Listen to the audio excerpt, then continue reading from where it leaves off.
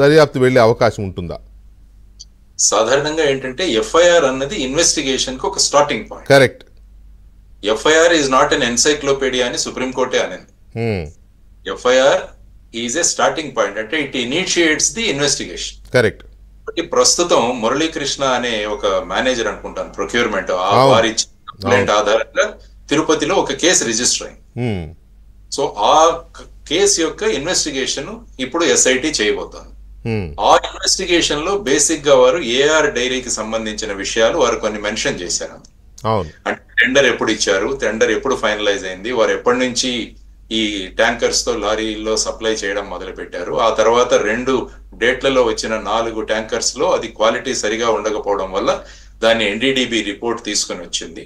కాబట్టి ఈ విధంగా టెండర్ డాక్యుమెంట్ లో స్పెసిఫై చేసిన విషయాలను వాళ్ళు ఫాలో అవ్వలేదు.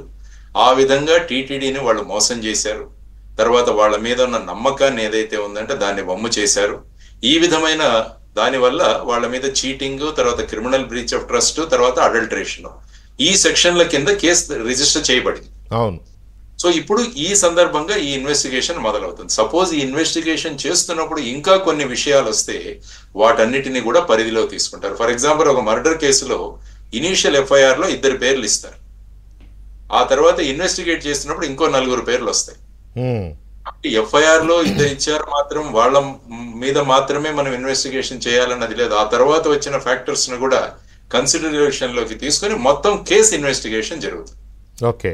కాబట్టి ఈ కేసులో కేవలం ఏఆర్ డైరీ మాత్రమే కాకుండా ఇంతకు ముందు ఏ విధమైన ప్రొసీజర్స్ ఉండేవి, ఆ తర్వాత ఈ టెండర్ డాక్యుమెంట్ లో ఏ విధమైన మార్పులు చేయబడ్డాయా, లేకుంటే ఈ పర్టికులర్ కంపెనీని ఈ టెండర్ వాళ్ళకే దొరకాలి అన్న ఉద్దేశంతో ఏవైనా స్పెసిఫికేషన్ లో మార్చారా, ఇవన్నీ కూడా ఇన్వెస్టిగేషన్ లో వస్తాయి. తర్వాత టీటీడీ దగ్గర ఎటువంటి ల్యాబ్ ఉంది, అందులో ఏ విధంగా అనాలిసిస్ చేస్తారు, వాళ్ళ దగ్గర ఎక్విప్మెంట్ ఉన్నా కూడా చేయలేదా, ఇలాంటివన్నీ కూడా బయటకు వస్తాయి.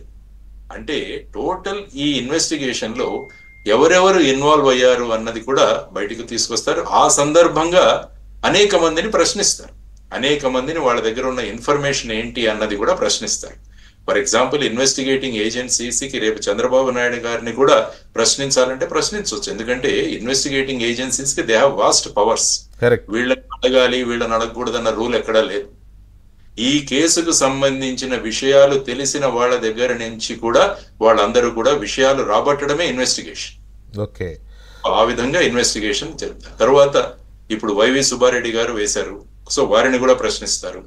ఆ తర్వాత అప్పుడున్న టీటీడీ ఎగ్జిక్యూటివ్ ఆఫీసర్ కావచ్చు, చైర్మన్ కావచ్చు, తర్వాత మిగతా వారు కావచ్చు, అక్కడ ల్యాబ్ లో ఉన్న మ్యాన్ పవర్ కావచ్చు, తర్వాత ఏఆర్ డైరీలో పనిచేసే వాళ్ళు కావచ్చు, ఆ ట్యాంకర్ ను తీసుకొస్తున్న లారీ డ్రైవర్స్ కావచ్చు, వారికి ఎంత సమయం పట్టింది, ఇవన్నీ కూడా ఇన్వెస్టిగేషన్ లో ఒక భాగం.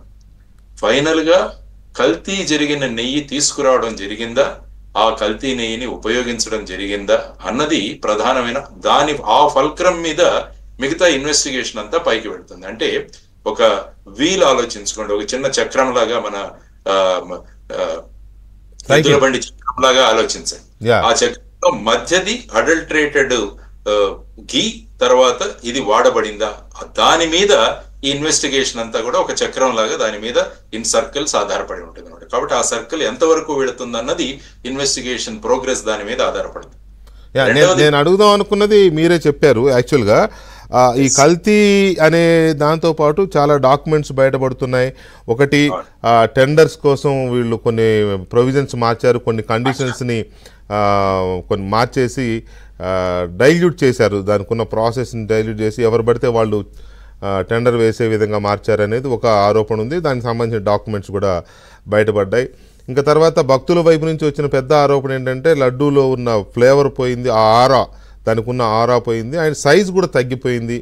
ఇట్లాంటి చాలా వచ్చాయి.